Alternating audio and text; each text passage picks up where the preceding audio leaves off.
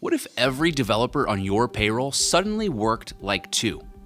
AI-powered coding assistants are rewriting the math on developer productivity, boosting output by as much as 50 to 60%. But the real question for leaders is how to capture the upside without inviting security gaps and culture shock. In today's episode, you'll hear Worldwide Technology's Nate McKie and Andrew Athan will pull back the curtain on what many are calling the killer app for generative AI. By the time we're done, you'll know whether these assistants are a shortcut, a crutch, or the new competitive baseline, and what it will take to stay in control. This is the AI Proving Ground podcast from Worldwide Technology, and even if you've never touched a line of code, you'll want to listen closely, because AI coding assistants affect timelines, budgets, security, and talent strategy. And this episode breaks down each of those angles in everyday terms so that you can join the conversation and steer it inside your organization. Let's get to it.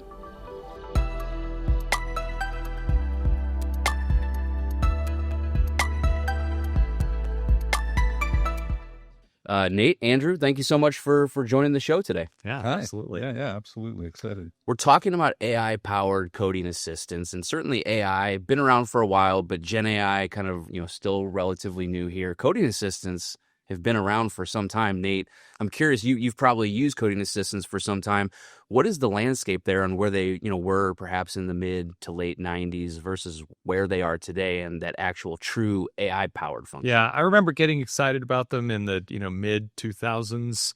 Of the idea of autocomplete is basically what we would say is you're working along and how do you spell this, or what's the name of that function? I can't remember.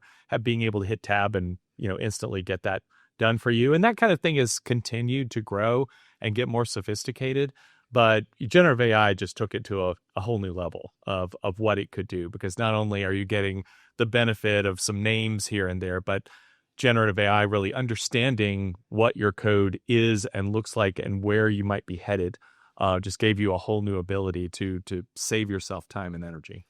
Yeah, and Andrew, what are you seeing from the AI-powered coding assistants? From what is it actually enabling coders to do in this AI age? It's really interesting. Like you, Nate, I come from a background of starting from text-based editors, that could index your code base and maybe answer some very simple questions as to where is a function, or, what is a variable name that should be completed.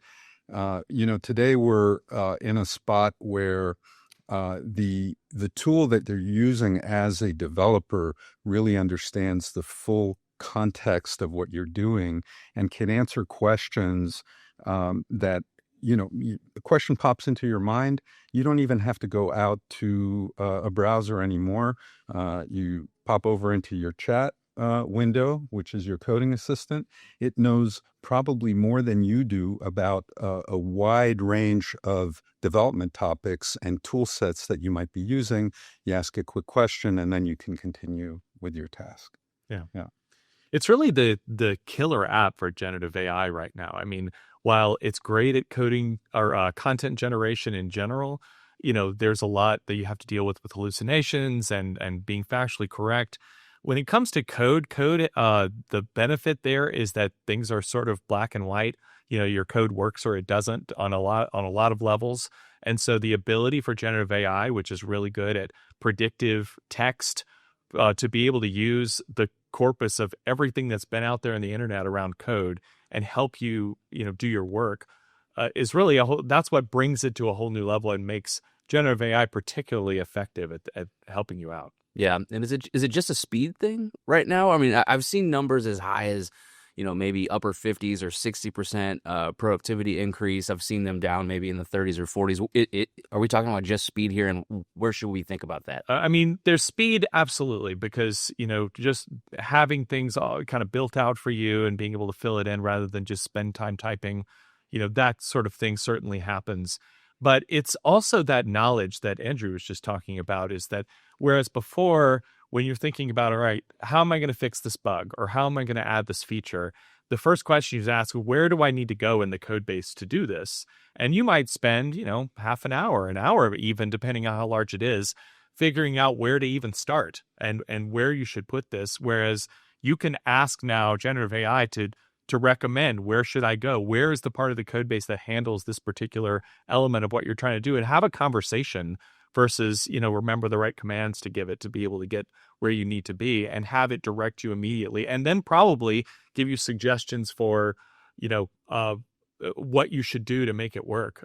Another example is, I remember specifically in my career one night being all by myself in the office. Everything is dark. Everyone is gone, trying to figure out why this code was not working, when ultimately it turned out it was a misplaced comma over in a file, that I would never have noticed on my own until I just ran through all these tests.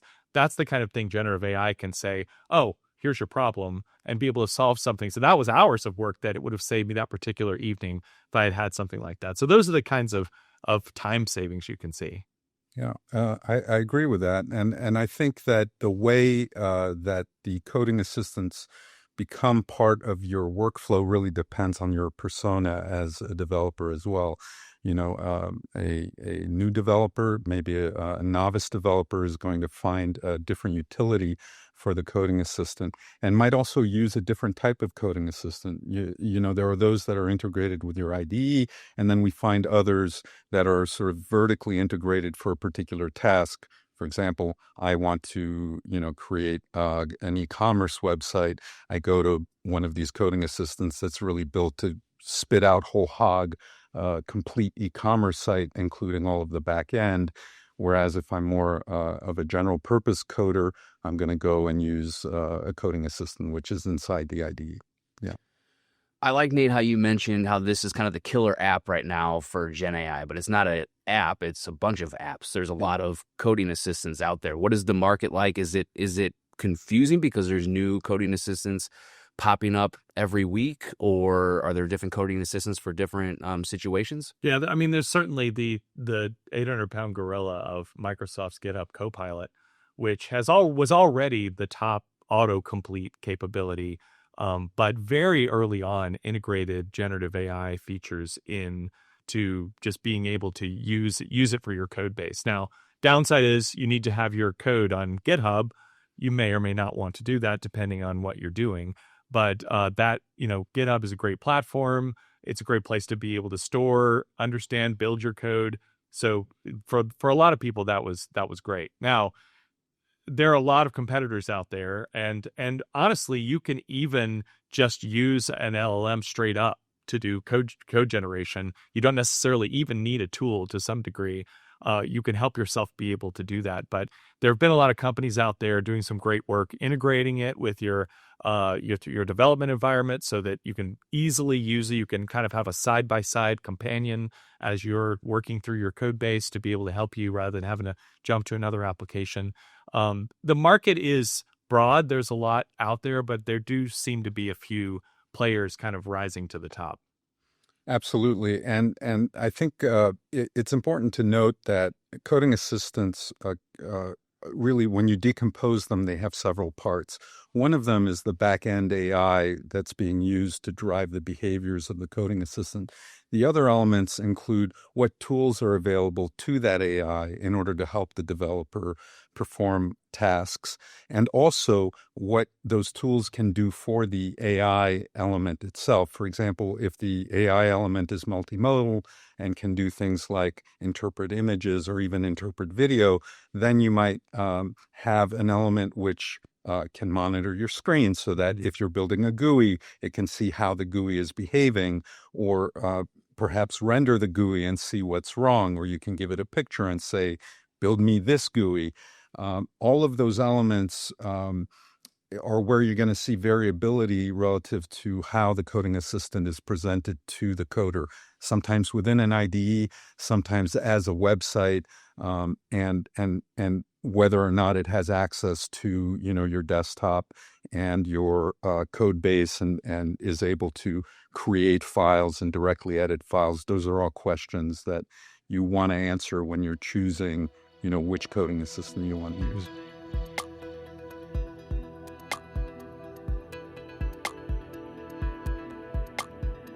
Yeah, I want to dive deeper into the enterprise adoption and integration, but real quick, a little bit of a pros and cons of coding assistants. Nate, you wrote an article on wwt.com not too long ago about unlocking the power of these assistants, and in it you had a good section called the hidden gems of coding assistants. Among them, just a couple was onboarding software developers and language learning. Maybe a little bit more about what these hidden gems are, or just what it's good at. Yeah, I think these are just the kinds of things that are not obvious to you when you're thinking about what a coding assistant is and what it might do. The fact that you can go from what if you've programmed in Java all your life, and now you need to switch over to a new platform. We're trying to figure out how to get this into our React code base. That's our new standard of what we're doing. Having the ability to have the system help you understand, I know how to do this in Java. I would use this. How do you do the same thing in React, and have it, teach you, actually talk to you while you're doing these things, is mind blowing. It's amazing to be able to get that kind of assistance. We had an example where we built internally at WWT an application in Python because that is the language of AI, right? And so we initially built something in Python to be an AI application for ourselves, but our IT team was like, well, we don't really support Python as one of our standard platforms for deploying applications. We really need this to be in a JavaScript language. And that seems really daunting. It's like, wow, we got to write this from scratch. Well, it's much easier with these coding assistants, and to be able to kind of help you along to figure out, how would I change this? They can take an initial crack at it, and you can take a look and see if that works. They can help you in writing tests. So it's not only being able to help you save some time, but it is truly like having someone alongside you who has the ability to understand the code base, understand multiple languages, instantly be able to give you advice and thoughts on how something could work, that you can talk to and converse with. And I don't think people always understand that's what a coding assistant can do until you get it in there and start using it. Yeah. Yeah, and I would say also, going back to this notion that the coding assistants are composed of a UX via which you access the AI, and that has different capabilities. Many of those will allow you to point to a different AI, so you can say, okay, I want to use Claude 3.7, or I want to use OpenAI 4.0 or o3 as the back end, and you'll find that each of those elicit a different personality when you're using it. So it's kind of interesting on a human level too. As you interact with the AI, you learn what its strengths and weaknesses are, and I think that's actually a very important element to understand about getting to the point where you're using a coding assistant as an integral part of your workday as a coder. You really need to delve into it and try it and see where it's going to fall down and where it's going to really exceed your expectations in some cases, right? Yeah, we've been talking about, coding assistants, AI coding assistants for a few minutes here, and we haven't even really addressed the elephant in the room of these agentic coding assistants that are not only, your kind of side-by-side companion while we're working, but are almost like your junior engineer that's going out, you tell it what you want done, and it's going out and doing it for you. And that has been, pretty revelatory in the industry for having it, as Andrew was pointing out, it's going out and making changes for you. It's not just suggesting what kinds of things you could do, but actually going out in your code base and saying, well, let's go make this change over here, and we're going to add this new library here, or we're going to implement this framework. It's amazing what it can do, and it's kind of resulted in sort of a lot of conversation in the engineering circles about, is this going to replace engineers? Is this actually a tool we want to continue to use? How good is it? What can it actually do?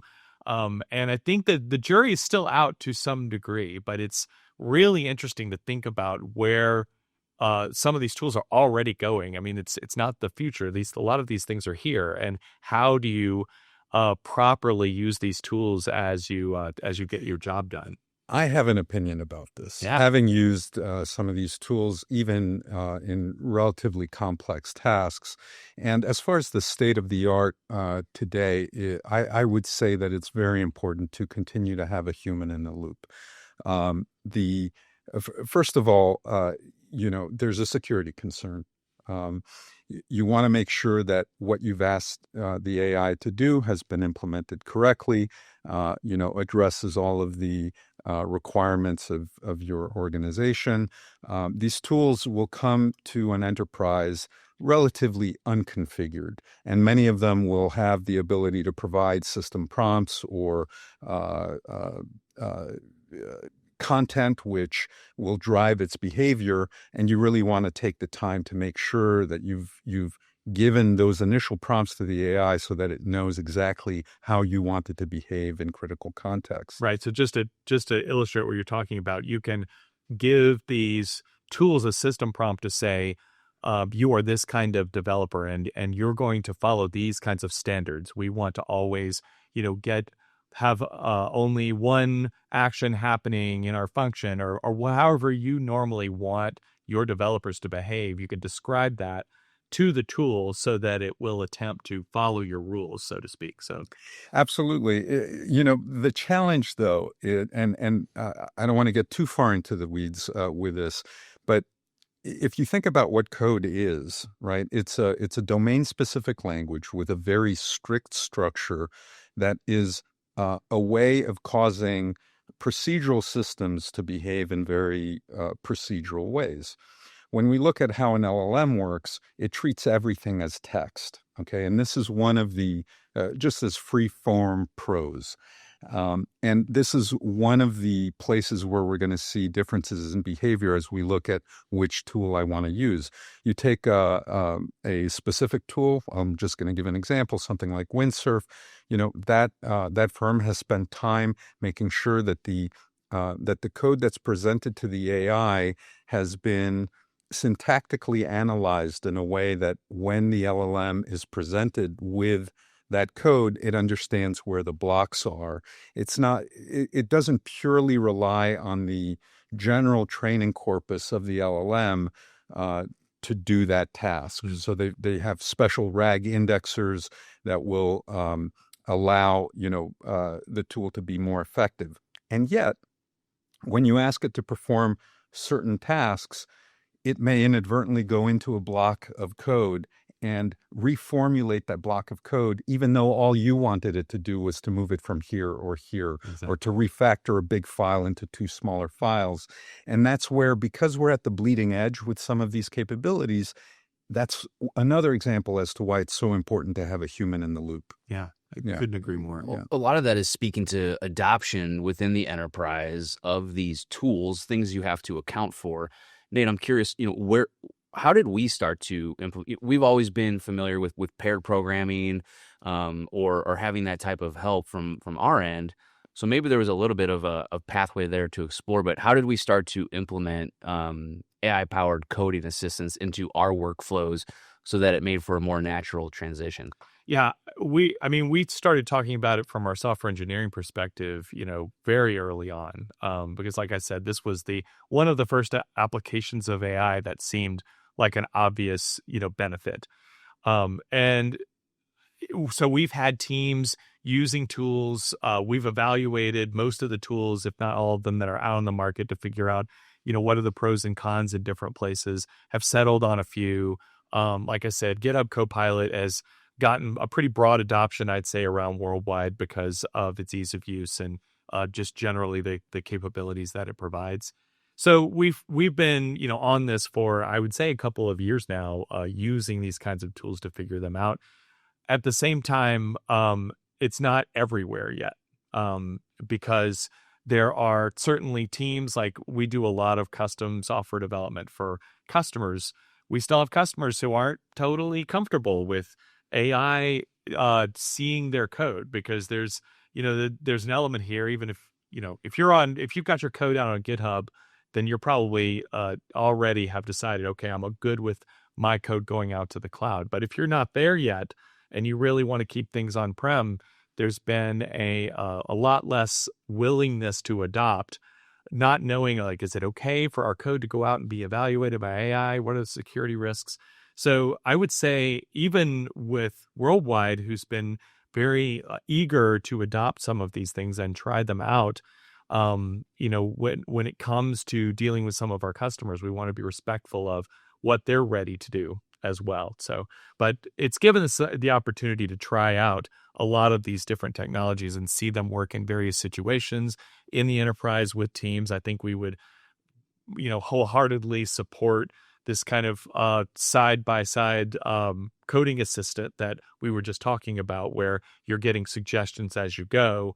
We are, moving into the world of the more agentic code generation style of coding assistant and trying to figure out what are the right ways to use that in various situations for our customers so that we can best advise them. Absolutely. I've thought of three jumping off points for other elements of the conversation based on what you just said. One of them is that it's important to point out that because most of these AIs have been trained on corpuses that are relatively old corpuses of code, right? I mean, they extend back 30, 40 years. They tend to contain mostly open source tooling in that code that's publicly available. Yeah. One of the elements that we see some challenges existing with use of coding assistants is that they're not necessarily completely up to speed on the latest tooling from some of our partners. For example, do they know how to best use NVIDIA NIMs? Maybe not, right? And so that's where, again, some of the system prompting and some of this preparation of the context in which you ask the AI a question is so important. So that instead of answering your question by using an open source tool, it might instead use the specific commercial tool that you're looking to use. Yeah, I would also say that applies to languages. Yes. That there are some languages that have a lot of code out there on the internet for them, and there are others that don't have as much. Take Zig, for example. Yeah. Really exciting new little language, but you're going to find very little code out there in that. The other element I wanted to mention is that the most capable AIs are going to be the frontier models, right? There's only a few companies in the world that can train those. And super fine-tuning them is also a task that requires a huge amount of compute. That's probably why we're seeing some of the announcements relative to acquisitions, in the space and consolidation in the space. Once you have one of these frontier models, it's unlikely that you're going to run that on-prem. So then the question is, as you were saying, do I want my intellectual property finding its way out to essentially an inference provider, right? That's the coding assistant companies. A way to think about one of their functions is that they are inference providers, inference in the cloud. Right. So confidential computing is going to be an element in this space that has to develop and continue to develop. Security for AI is going to be incredibly important to the continued development of the space. And what's exciting there is that the mathematicians have figured out ways to, for example, when we think about security in the traditional context, we think about things like SSL. Everybody knows what that is, right? I take my text, I encrypt it, I send it over the channel. The problem is, at the other end, your inference provider has to decrypt that channel. It's going to see your text, meaning it's going to see your code. Exactly right. Now, the mathematicians have figured out a way to transform that text so that it's equivalent to free-form open texts that you can read to the model. But if a human were to look at it, they would have no idea what it says, right? So confidential computing solutions of that nature, need to really come to the forefront in order to enable continued growth in this space. Yeah. Nate, some of the things that he mentioned are worth kind of exploring from your end as we've adopted these, whether it's security, whether it's confidential, like you said, coding, infrastructure considerations. How did we work with our internal teams to make sure we are accounting for all those? Or is that an ongoing conversation? Yeah, I mean, it is ongoing. One thing that we did that Worldwide did early on, and we developed this AI driver's license training capability that helped walk through with each of our employees. Here's how AI works, and here's some of the things that you need to keep in mind. It's not a magic black box. There's, there's actual data moving around, going to different places, how do you keep us safe? What kinds of tools would we recommend that you be using? So that was definitely part of it. Another is that we looked at the market and possibilities there for how could we use these technologies and try to limit some of the risk. So Windsurf, for example, has when it comes to what they call Windsurf extensions, which is the sort of side-by-side autocomplete style, they have an on-prem capability. So as long as you've got the GPU computing power to be able to install it, you can have your own coding assistant within your firewall, and your code's not having to go anywhere. So looking at what the different options are so that we can best advise our customers, both the ones that we're working with and building them code, as well as the ones who are looking at these products and try to figure out which one is best for them, because that's absolutely going to be a consideration and something we want to make sure that we're fully versed on before we get out there. But what as far as security, this is a little bit of a tangent, but part of what I'm interested and excited about is as we continue to train these LLMs that are helping us from a code perspective, some of these techniques that we've always tried to teach developers how to do around things like accessibility and security and the ways that you have to actually, implant that in your code. Think of it from the beginning that these tools can help us do that, can help us maintain that kind of discipline by saying, hey, if you use this kind of model, this would be more accessible on the front end. Or if this algorithm or this idiom that you're using within your code has a potential to create vulnerabilities, let's try using this alternative instead. So there's also possibilities for actually increasing security in what you produce and how you do it if we can start to bring those kinds of capabilities into the forefront as well. Absolutely. I'll point out an example relative to Windsurf, relative to the capabilities of on-prem versus not on-prem. All of the agentic capabilities of that particular tool actually come from the SaaS component of the tool. The on-prem is really focused, as you were saying, towards providing autocomplete. But it's important to also note that autocomplete in the context of AI is not the autocomplete that Exactly. you're used to, right? It's very useful, particularly for an advanced coder. It removes all of that boilerplate stuff that you have to write. You know what variables are going to go into that for loop. You know that the body of that for loop or that while loop is going to contain, certain things. Typical autocomplete is going to be hit tab and get the name of a variable. Autocomplete in an AI context is hit tab and you get the body of the function, and maybe you have to fix a couple of things in the middle, right? And so that can accelerate your tasks quite significantly, even if you don't have access to agentic capabilities. Yeah. This episode is brought to you by Windsurf. Windsurf's AI development tools give your team the power to build faster, work smarter, and raise the bar for what great software can be.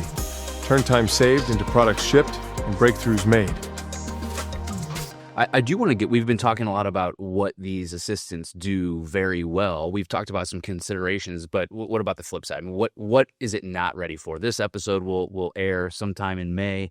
And we know things advance quickly, but what are they not ready for right now? I'm thinking of a couple quotes that I've seen that has the potential to mask, poor coding, or just, hide or lead to technical debt, or just, continue on bad habits. Yeah. What are some of these coding assistants not ready for now or in the next couple months? It's the more code that's being generated by the system, the less the developer, the one at the keyboard, is actually understanding exactly what's there and being able to keep it in their head and ensure that they're not introducing some, unintended consequence down the road. So, when you're talking about for loop, your risk is pretty low. But when you're looking at these agentic tools and it's going out and doing something exactly as you've asked, but you're not thinking about all the implications of what that means, you could definitely get yourself in trouble and into a situation where you don't even really know how to fix a problem that's come along. And if it's a syntax error or something that is easy to spot, the AI is going to help you fix it. But if it's a business logic error, that comes from multiple dependencies in the system reaching some conclusion, and now the conclusion has changed and you have no idea which piece of that actually caused it.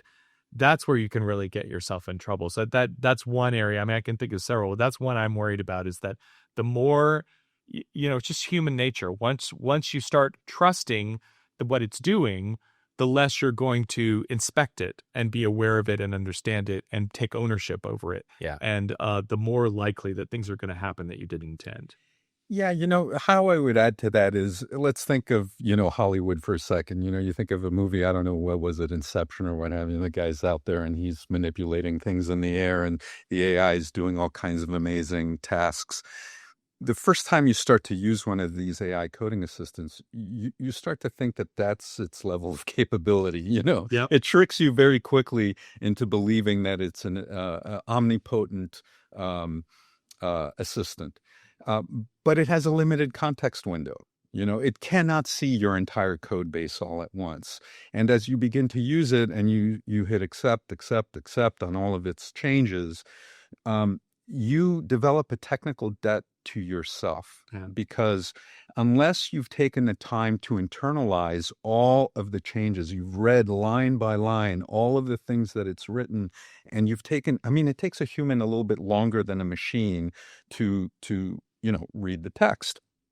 So what picture do you have? What working model do you have in your head about the overall system that's being created? If all you've done is punch through 50 accepts, each of which you've seen independently looks correct, doesn't contain a bug, doesn't contain a security issue, do you have a clear picture of what your overall system is doing at the end of that? I wouldn't say that's a reason not to use a coding assistant, but it is a reason to use it carefully. Right. Right. Yeah. I expect that we're going to change our way of developing these systems. 100%. Right. So that it's not about just generating modules and getting something to work, that our entire way of having a job as a software engineer is going to change, so that we're thinking about what kinds of problems need to be solved and what's the best way to do that. I don't think we even have the structures and the patterns for that yet, but because we can't, I don't think it's sustainable for AI to just code the way we've always coded. This is a really exciting topic for me, because when I really think about where things are going, think about what a text file is to a coder. It's a presentation medium for this domain-specific language that we call, Python or C++ or whatever it is. It's a way for us to look at a unit of information and understand what's happening there. Is that really going to be the best way to present what a system is doing 20 years from now? Right. Or are we going to really be presenting concepts perhaps in a different visual language, which isn't text on a page, right? And this leads to one of the challenges also with coding assistants. There are firms out there that have done some analytics on what has occurred to coding code bases, what's happening in GitHub relative to the impact of coding assistants and the code that's going into them. We're seeing a lot more copy pasta. Now, why is that? And what I mean by copy pasta is the same for loop with the same variables repeated multiple times in the code.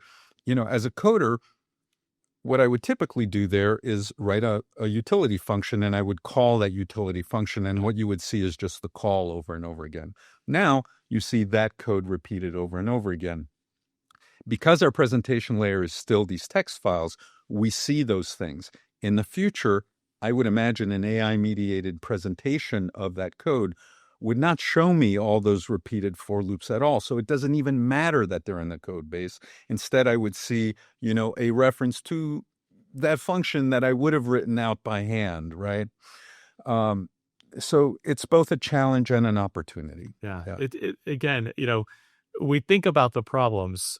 There are problems with the way it is today, which is why I don't think I would recommend like whole teams taking this agentic coding assistant and implementing it, because I can see a lot of places where, overriding other code bases, you've got basically the agentic coding assistants competing with each other and seeing lots of conflicts when you're trying to pull this all together and having no idea how to resolve them.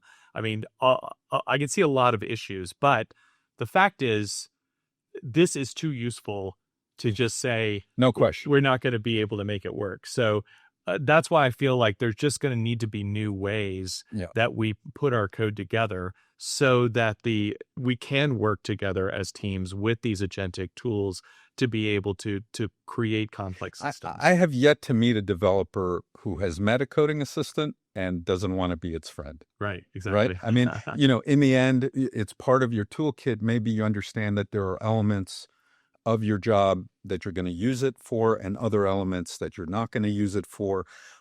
And what I found for myself is that I use it sequentially in my day, all the time, in almost any task that I'm performing, but I modulate how heavily I rely on the coding assistant. And it's also important in terms of professional development not to use it as a crutch, right?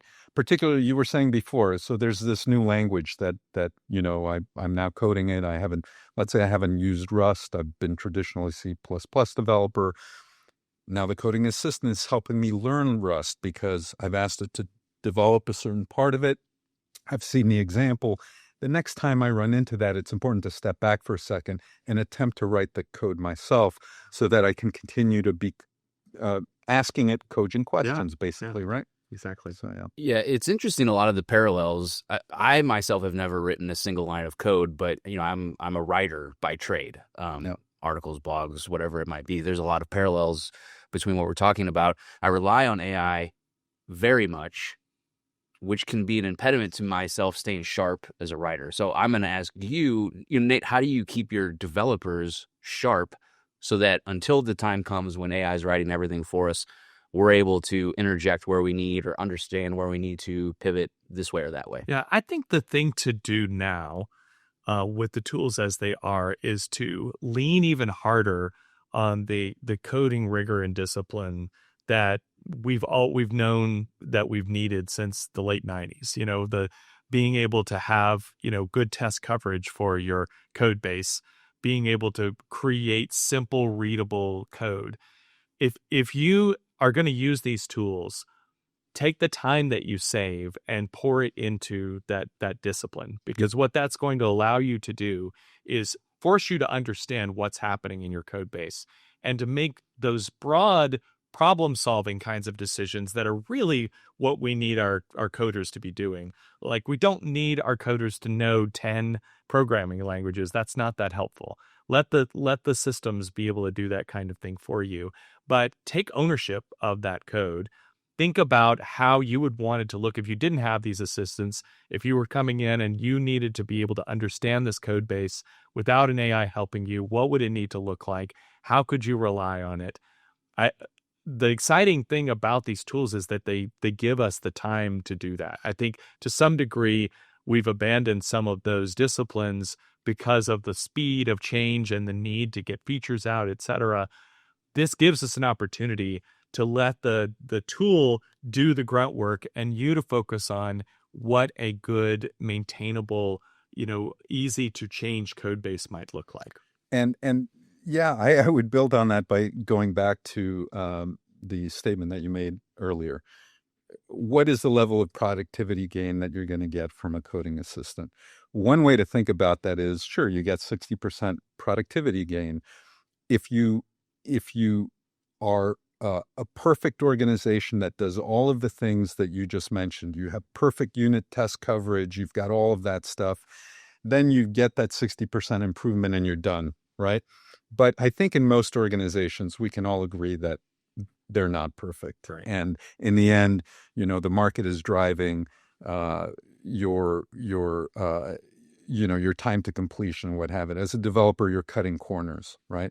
And so it's important to have executive management understanding of that issue so that they're not, once the coding assistant is implemented in the organization, they're not expected to see every project completed 60% faster. Rather, they're expecting that 60% improvement in productivity is now being utilized to increase security or increase unit test coverage or whatever it is. In other words, the project might still take about as long as it did before to complete, but it's going to be a much higher quality product. Absolutely right. Yeah. That's interesting because I had a note down here that said speed doesn't always equal quality. Absolutely. So yeah. I mean, you just said, it may be moving the same amount, but still quality. Well, so the important thing is there's a nuance there. It's 60% faster at completing the task.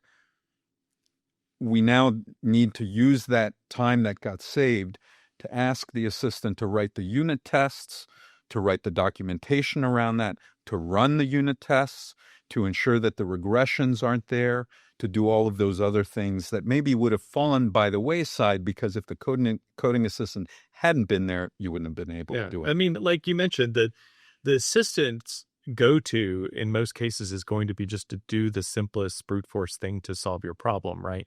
So you need to spend that extra time to make sure that it's been done the right way. So in your example of, this little code block getting repeated all over the place, that's not, you might say, oh, well, if a human had done that, that'd be wasted time. And that's why we wouldn't want them to do that. But there's more at stake because if that code block ever needed to be changed, if your business changed in some way that needs now that code block, that assumption that you made when you wrote it needs to be changed. Now you've got to go change it in 10, 20 places in the application to be able to make that feature work or whatever it is. So it's always, there's benefit to as much as possible not repeating yourself in the code base. So take the time to actually examine, have I created a bunch of repetitive code here? Use your tool to help you, figure out how to refactor that into a much better state so that you can be in a place where you can make changes again in the future. Yeah, and that's a good example relative to sort of learning the AI's personality and learning how to use it best. Because if you think that's going to happen, you prompt it, then you look at what it generated. You factor that into the reusable function. You let it know that it exists by, there are various ways for the tools to allow you to do that. And then it's more likely that it's going to use that function that you created rather than repeat that code block for you all over the place. Exactly right. Yeah.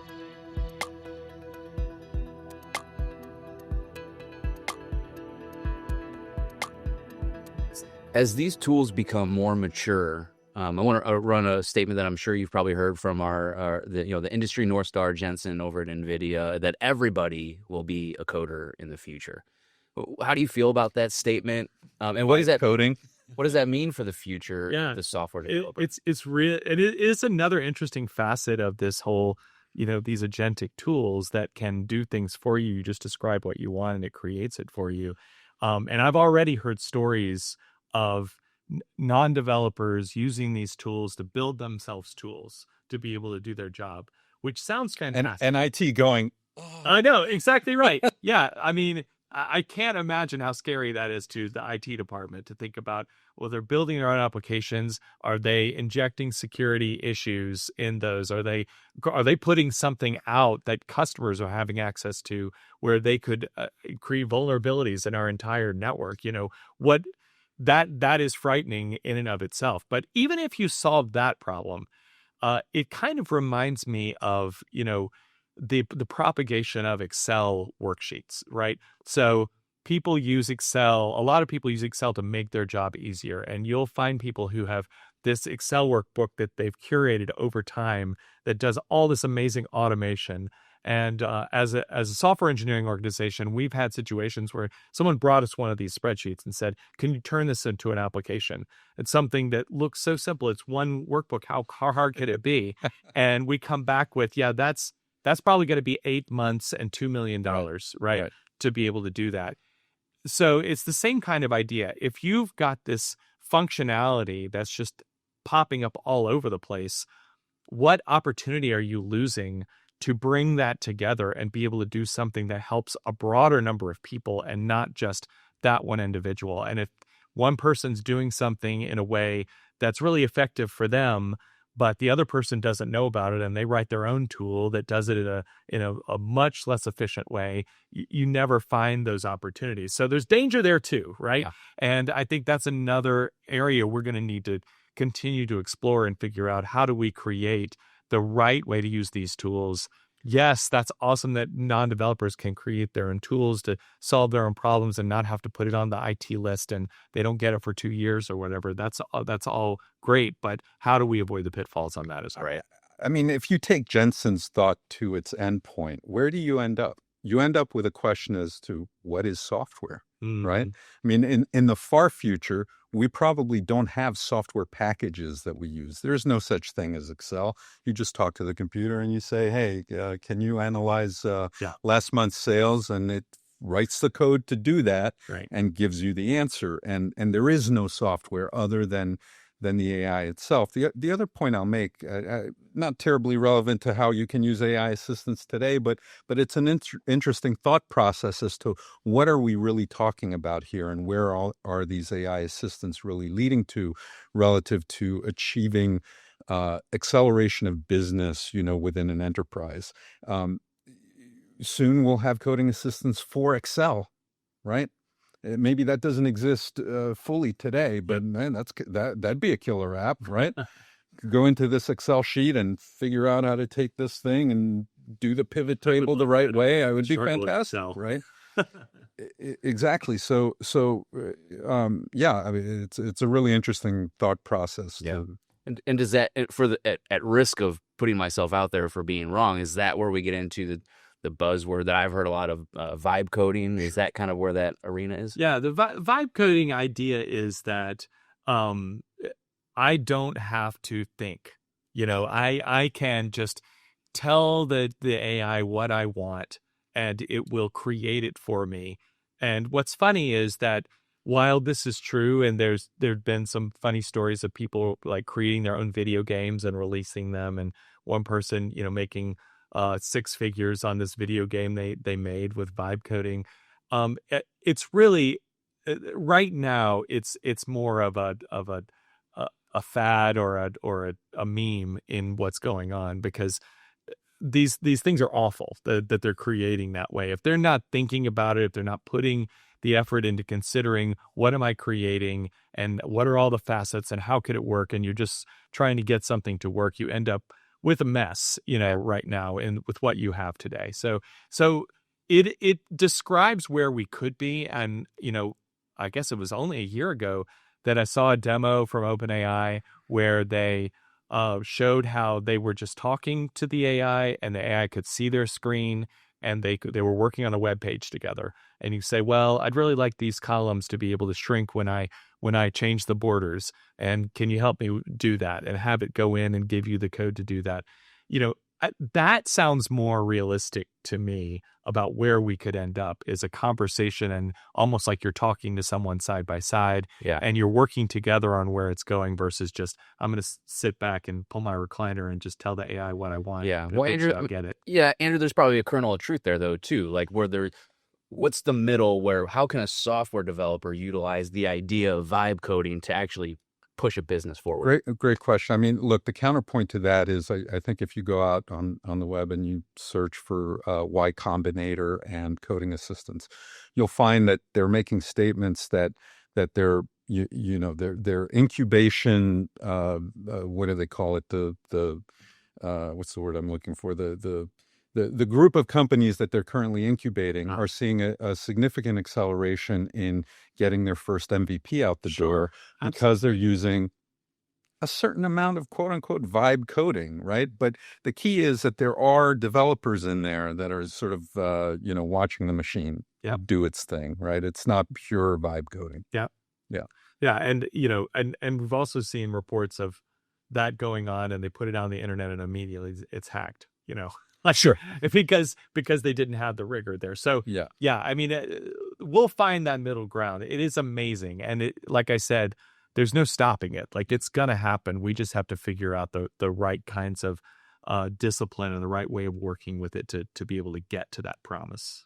Knowing that we're moving towards that future, potentially, what are you looking for in a new software engineer that you're bringing onto the team? What types of skills will they require in the future, and how do they feel about that? Are they excited about that? Is that just something that's going to happen? I think there's always a mix, right? There's the people who kind of fear change, fear the future, where is it headed? And then you've got your other early adopters who are ready to go and eager for whatever they see. Honestly, I think what we always looked for when it came to software engineers, we cared a lot less about, what specific language do you know, or, how long you've been working in this framework, and more about how do you solve problems and how do you think about how to make these things happen. And it's interesting. I'm on the board of a local university's computer science team. They just have an industry board where they bring people in, and those conversations can get pretty depressing sometimes. If you start talking about the future, they're trying to teach students how to get better at, dealing with computers. And at the same time, all these things are happening that make it look like that idea is going to go away. But my point to them has been, yes, let's have them use AI to be able to do these things. Encourage that. Don't restrict it. Like, that's where we're headed. But start evaluating them on how did they go about solving the problem? How did they use AI? What was their method? How did they determine that it actually did what they wanted it to do? How resilient is it if you ask them to go and change it? Like, those are the kinds of decisions that you're always going to need to make no matter what happens. And that's what we continue to need to hone. It's important to remain realistic, and any computer scientist will tell you that there's a thing called the stopping problem. It's not computable to look at a piece of code and predict, or, in general, to look at a piece of code and predict what it's going to do. It's impossible. It's mathematically not possible. So you are not going to ever be in a situation where a computer system can look at a highly complex problem and reduce that to what's going to happen in the future. We as humans continue to be excellent at understanding complex system behaviors and synthesizing those from components. And obviously, the AI assistants will grow in their capabilities in that area, but I think that's where coder, the coder that is a coder because they know a language, sure, that might go the way of the dodo, right? But a software architect who understands what the right algorithms are, what the right ways to connect agentic systems are, what the right ways to create a service architecture is, which vendors I want to bring into my software architecture in order to achieve certain goals. Those are going to continue to, I think, remain in the domain of humans. Absolutely. Right? Yeah. I wonder if one of my favorite things about using AI, or the recent features of AI, is when I can see the AI thinking. Like, I'll prompt it and then it'll say thinking. And then if you click on thinking, it'll expand. It'll say, Brian asked for XYZ, which means I have to do 1, 2, 3. Do coding assistants do that? And if so, would it be valuable for coders to understand and see how the machine is thinking? Yes, especially in these agentic tools, they have what's called a planner, where they say, here's, you've asked me to do something, I'm going to come up with a plan. And if you're really seriously using these tools, you're going to want to see what that plan is. And you'll say something like, this is what I want. Come up with your plan to make this happen and show it to me. And then we'll talk about it before we actually make changes. Like that. That's how it should work. And yeah, I mean, that's been one of the recent revolutions with LLMs, the fact that they can put together a plan, they can think about a process, they can show you what they're thinking about. All of that is incredibly helpful when you're trying to do these things, just to keep you from making a big mess and having to, destroy it and start over. So, yeah, absolutely. That's a key part, just like it would be with trying to have it write you an article. Yeah. Being able to see what is the plan, and let's make sure we're on the same page before we move on. Yeah, related to that topic is the notion of federated models. And we've seen Google recently announce a protocol called agent to agent, A2A. Recently, MCP, Yep. Model Context Protocol, has come to the forefront. These are mechanisms that allow multiple AI models to interact with each other, gain additional context, perform tool use, all of that. These are being integrated into AI coding assistants. And where I would like to see those models go, or not the models, but the use of A2A and MCP go, is that we have other tooling that not a lot of developers are familiar with or use because of the complexity of these tools. We have formal mathematical languages and systems that we can express formally how a system should behave so that we can compute. You know what I was saying before, can you look at a piece of code and decide where it's going to go? Well, we have ways of, on the side, describing what that piece of code should do so that we can compare what it does do with what it should do. It's kind of like a linter on steroids, right? Now, the use of those formal languages to express those formalizations of what code should do is a complex process. The coding assistants could help more of the developer community begin to use those tools. And that's going to hugely increase the quality of code and diminish the error surface that we tend to create as we write code. Well, this has been an excellent conversation. It resonates with me super well. Hopefully it does with our listeners. We're running short on time. I did just want to ask, wrapping up, what should business leaders be doing right now to optimize their workforce's use of AI-powered coding assistants? And then on the flip side, what should developers be doing to make sure that they're optimizing as well? Why don't you start, Andrew? Well, I would say that the first thing they have to do is give them access. And that might mean that they have to relax certain constraints relative to what's okay to do in an organization, give coders tasks that are okay to use in a SaaS environment. You know, if I'm going to use an agentic system that requires me to send some IP outside the door, then let's do it, not necessarily in a toy scenario, but at least in a scenario where we know this IP is relatively less important. The other thing to do is to really, create centers of excellence around the use of AI, within your organization, and create evangelists for this, because there are going to be those in the organization that will poo-poo the idea of using, a new tool. There's others that are going to be super excited. And we see this every time there's innovation anywhere, in technology. Sometimes it takes an evangelist to sort of push that forward and show people why it is that you might want to change your ways.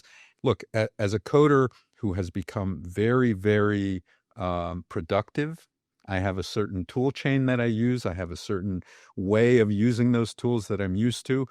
If now I have to change from using Emacs to using Windsurf and Visual Studio, I'm going to resist that until I experience that and really see what it can do for me. Yeah, exactly. Yeah, no, I think that's exactly right. We encourage organizations a lot now to find ways to start having your people interact with AI, because, while you don't necessarily have to go and try to solve your most difficult, hairy problem with AI right now, maybe it's not ready for that. But AI is going to incorporate itself into what everyone is doing ultimately. So this is a great way to get a group in your organization using AI on a regular basis and starting to understand it. And honestly, coding assistants, I kind of see it right now as a bellwether for what is really working in the AI world. It's the first place. Excuse me. I'll start that over. Coding assistants I see right now as a bellwether for what's really working in the AI world. Coding assistants were the first place you saw agents. They're the first place you're seeing things like MCP and A2A, because it has so many tie-ins, and it's so easy to prove out, does this work or does it not work? So just keeping an eye on what's going on with those tools is a great way to just kind of keep up with what is going on in the AI world. Love that. That's a practical tip just for anybody interested in developing their own AI experience and readiness. Well, to the two of you, thanks so much for sharing your time today. It was a super helpful conversation. I'd love to have you back on the show again sometime soon to continue talking. All right. Yeah. Thanks a lot. Thank you. Okay, we've covered a lot of ground, but 3 key lessons stand out. First, speed doesn't always equal success unless you reinvest it. Coding assistants can unlock productivity gains, but only if teams plow the saved hours back into test, documentation, and refactoring. Second, guard the crown jewels before you press accept. Security and IP posture should dictate whether you use cloud model, an on-prem instance, or nothing at all. And human craftsmanship still plays and wins at this game. The best returns come when developers use assistants as tireless apprentices and rely on fundamentals like readable code, tight architecture, and ownership of every line that lands in production. Bottom line, AI coding assistants are a force multiplier, but not an autopilot.